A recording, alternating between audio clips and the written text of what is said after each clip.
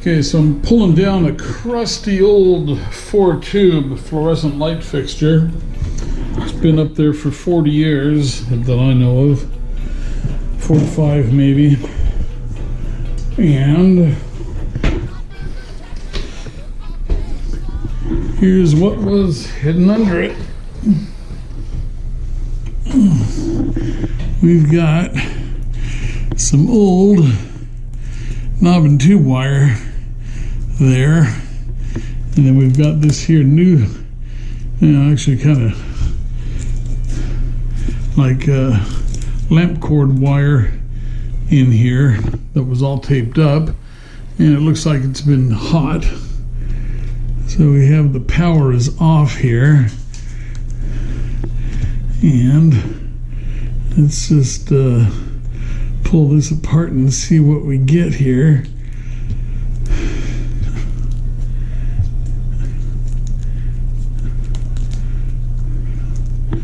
Let's see, it's pretty crusty right here. Sorry that the lighting isn't any better. It's almost a rule, whenever you find old crummy wiring like this, you're going to have to repair it. And this is no exception to that rule. You will see. Just keep watching.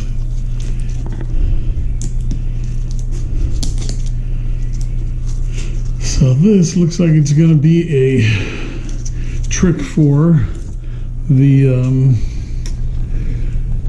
butt connectors and soldering.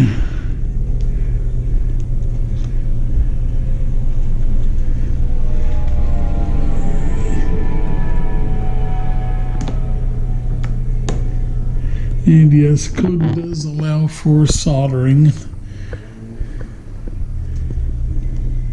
The exact code location of it, I'll have to look that up.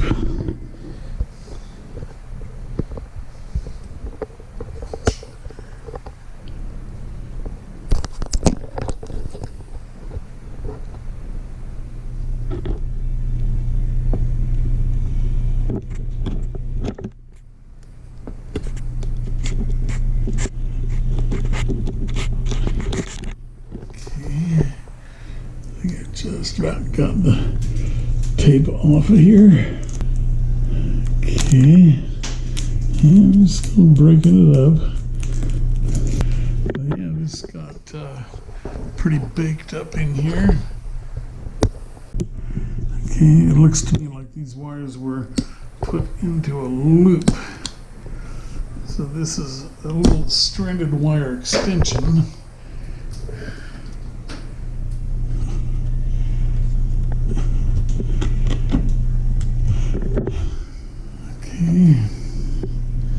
So there you can just kind of see the wires, and yep, that's what we have, is just a little loop at the bottom. So practically zero. That's why the wire was getting hot, is because it had a poor connection, and poor connections turn into arcs, and arcs are heat. And arcing and heating turn into fire. Yeah, the tape all the way down there, that's pretty well baked. So this tape is just very, very brittle now. It just crushes and crumbles with the line pliers squeezing it. See how the wires are just kind of twisted on there. You see all the green corrosion around the copper. And let's just get that off of there. And that is apparently all of the jacket I have up there for the wiring.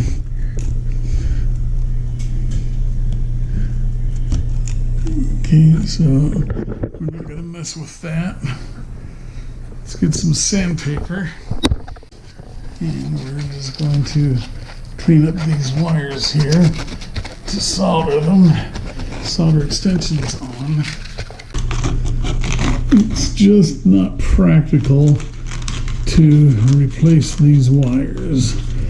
It's up in a ceiling. Everything is finished, painted, and it just isn't practical. And many times in homes, it's just not practical to change it until you got to do a major remodel. So you can see we got shiny copper on there now. Okay, so let me go and get my soldering gun, flux, and we're going to do it. Okay, so I have the switch on, and let's see which of these is the hot. Okay, so that's our hot wire there, and that's our neutral wire there. Hot, neutral, hot. Okay. And these are the couplers that I'm going to use to repair the wires. PANDUIT crimp connectors. So what's going to happen is I'm going to shut the power back off, and then I need to get my good crimper. I finally broke down and just put all my tools on the floor, because everywhere I go to look for tools, it's on the bottom. Okay, this is the Stay-Con wire crimper, and you see that crimper in there. That is the best crimper you can get. So hopefully this will fit. Usually I have a couple of 14s, but this is a 12 and a 14. So I'm hoping this will fit up there.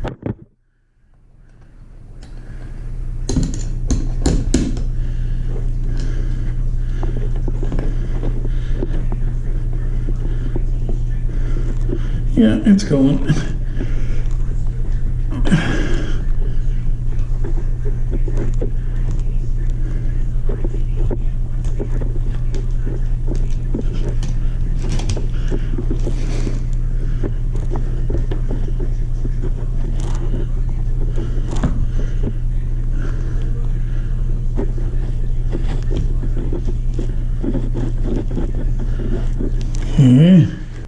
Now let's crimp these together.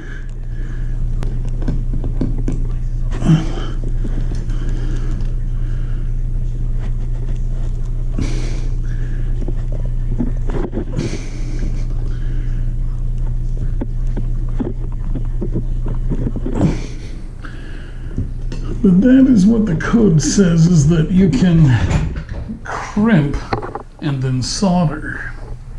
The connector we're using is the PANDUIT. It's a tinned copper coupling connector, and it readily accepts solder, and there is a 3/4 of an inch of wire inside of the connector, and when you crimp them together, there is a crimp on top and a crimp on the bottom, two crimps that hold approximately 3/4 of an inch of both wires solidly together in a mechanical connection, and then when you solder them, it becomes a good, strong, permanent connection that will not disturb because it has a mechanical lock, and then solder filling all the void. Alrighty.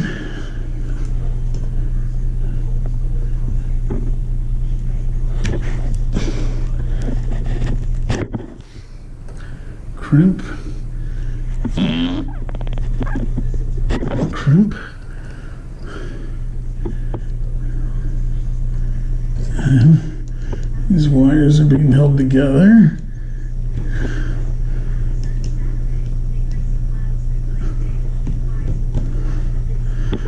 Okay. Now, let me go get my soldering done. Okay, so here is my Weller soldering gun, And here is 430 degree centigrade resin core electrical solder. And this stuff is good because it will, it has a higher melting temperature than the wire will ever get.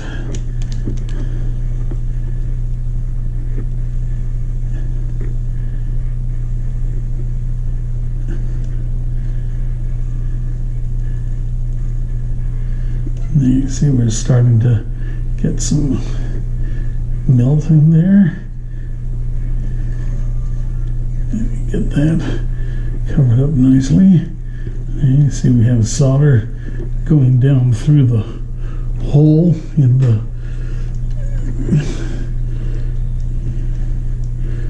butt connector. And there you go. A totally excellent connection.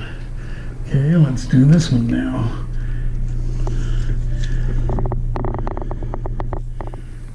So this will hold up just as well as the old original soldered connections with knob and tube. You know, and there's nothing wrong with the solder connection because the solder is rated at twice the temperature, 3 times the temperature of the melting point of the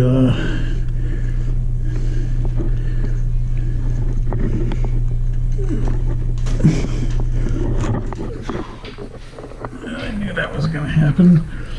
Got some solder on my bare skin on my knee. Okay, so there we go. That is a totally good soldered connection. So you see that?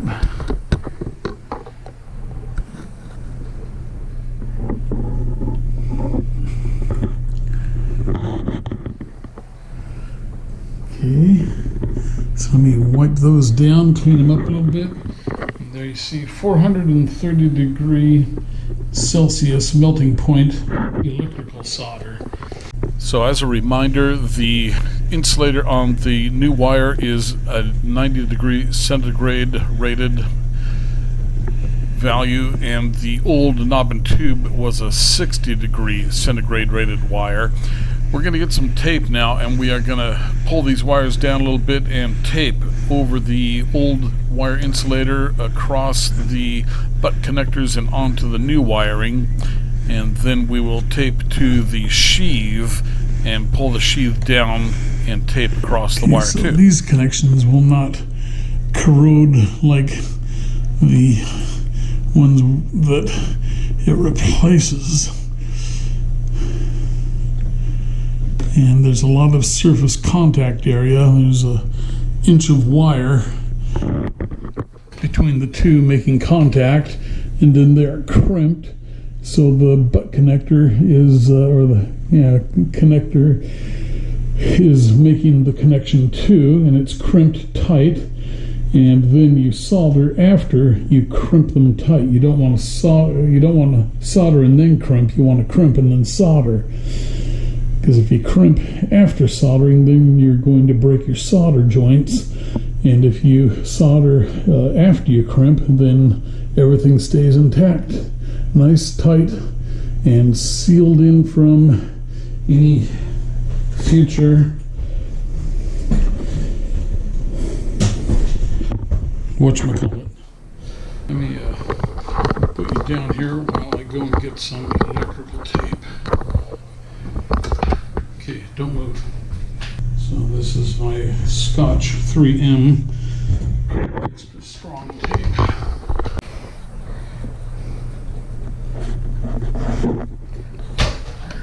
Okay, there you go. Took a little, but we got it. Okay. So now we can tape that on. See how we pulled the old insulator, braided insulator down over this coupler and over on this one too. Okay, now we can tape it.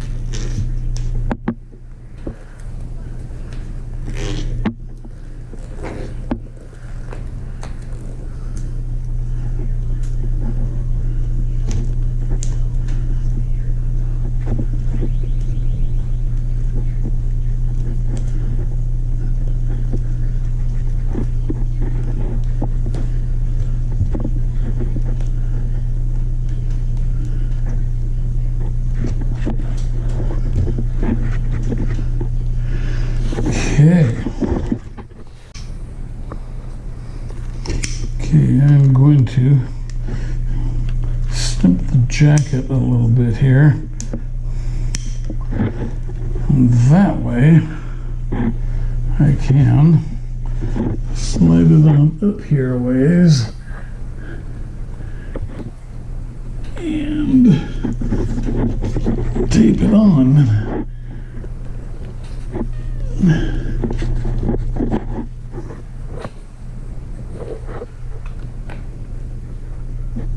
Okay, let me get the tape here.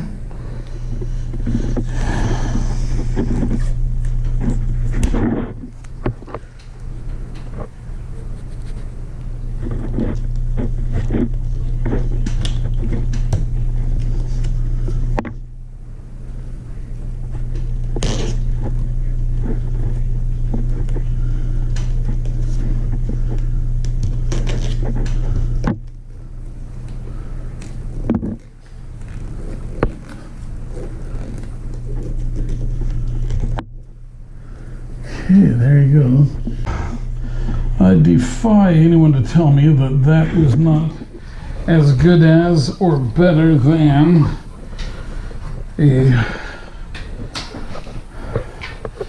either a solid piece of wire or an original knob and tube solder connection. Because we have better solder, better flux, better connection, because a knob and tube connection was just a twisted and soldered connection. Maybe it had an AT&T knot twist on it, but for the most part this is probably the best possible connection. It'd be nice if it was new wire, yeah, of course. Old knob and tube wire is rated at 60 degrees centigrade, I believe. Modern wire is at 90 degrees centigrade. But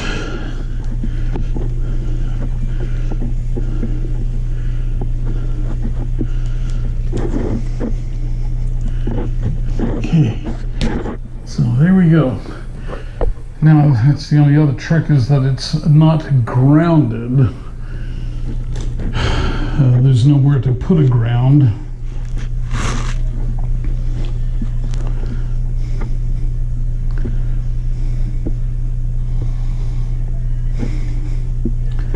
The closest ground is in that wall upstairs in the bedroom.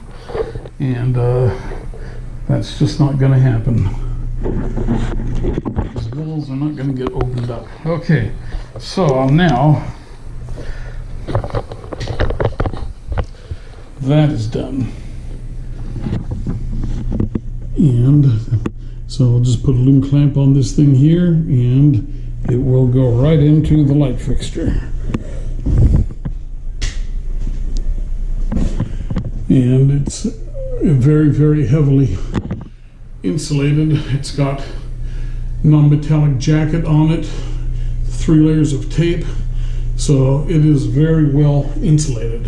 Okay, let's get some other stuff done here now. I have to put up, this here is the new light fixture, and I was thinking about getting new ballast coils for this one here, or doing whatever conversion has to happen to turn it into an LED light. But I just decided to buy a new LED light, and the cover works well with the new kitchen because it has stainless steel on it. So you can see the stainless, and you'll see it better once I get it mounted. But so now what I have to do is match this light frame up to that one, mark out where the holes are, and then I can mount it easily enough. Okay, so I'm going to get busy on that. Okay, there you go. The new light is in. So that has a 50,000 hours 5-year guarantee, and you can set it to be either warm daylight or cool white, and this is the daylight middle setting, 4000K. Let's see here, what is that?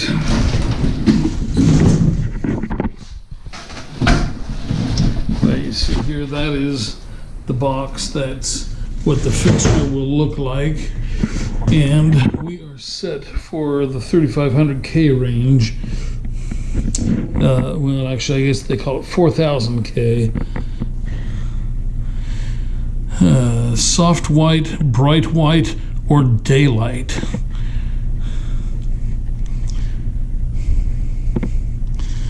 And the middle is what I think is the best for this room.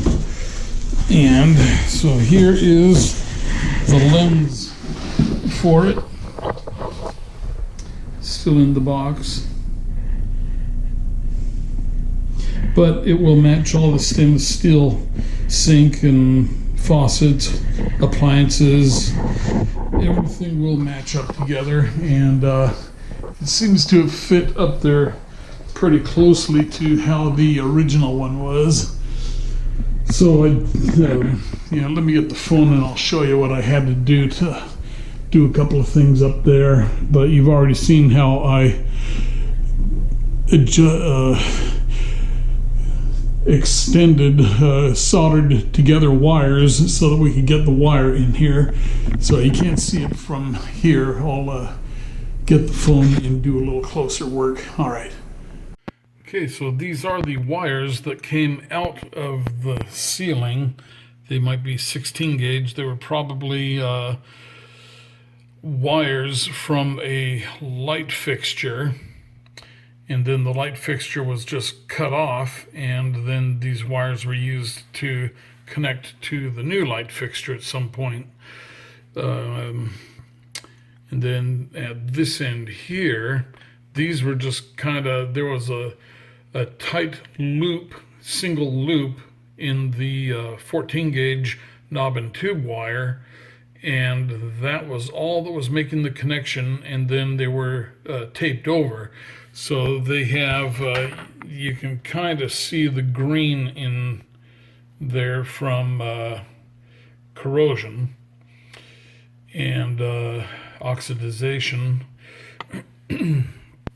But that's what they were using to connect with. So now that's what it looks like now. That's with the LEDs. And so now turning it down to nothing, off. And I'm gonna just kind of show you what we have going on up here, which is, okay, so that is the new wire coming down from the ceiling, and so we soldered 12 gauge wires onto the 14 gauge wires.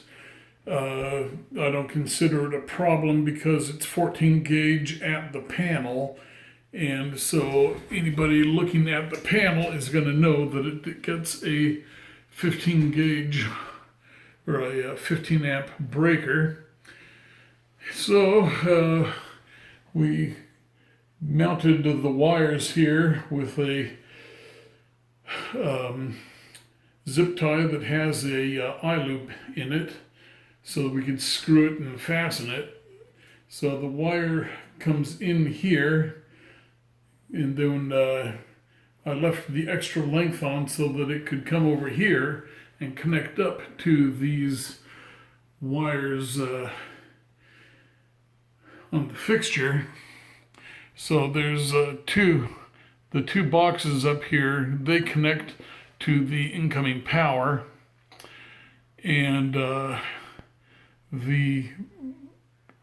fixture, it only had a couple of see, there's a knockout there, and I think there's a knockout up here, but the power wire is way over here. So I drilled and made my own knockout hole, put a loom clamp in there, and the wires come down. So the yellow jacket goes up and over the insulator, the jacket that was on the 14 gauge wire, knob and tube wire that came in from the ceiling, and we extended that with soldering the 12 gauge wire to that with a crimp connector, and the 12 gauge and 14 gauge both fit in through the connector, and so we have about an inch of contact between the two wires, and then it's crimped and then it's soldered. So it is making very, very good contact, and it will last a lifetime. The temperature rating on the solder is 420 centigrade. The insulator on the wire is 90 degrees centigrade. So the wire has almost 3 times more heat resistance or heat duration ability than the insulator does. And it's a 75 watt LED fixture. It's just simply never going to conduct very much electricity. I think this thing here has a total of 75 watts. Let's see.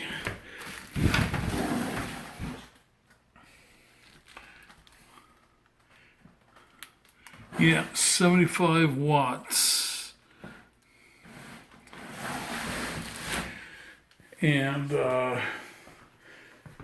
each of these bulbs from the old fixture were 40 watts. So that was 160 watts up there of fluorescent lighting. So now we are less than half the wattage of what it used to be. So this will use even less power than before, and it's just going to be a safer setup. As I say, it has those nice soldered connections now, and as opposed to the loop connection on stranded 16 gauge wire, fixture wire. Okay. All right, so that does it. Now the next step is going to be, I'm going to be installing these here countertop lights, LED counter lights, because these counters were just always dark. You see the shadows under there, and that one there, when you get the fridge in, is especially dark. So you see the difference between the desk counter there and these counters over here. Or that counter, this counter. So, and of course the phone is automatically adjusting the exposure, so you're not actually seeing what's actually there. It is darker than what it appears.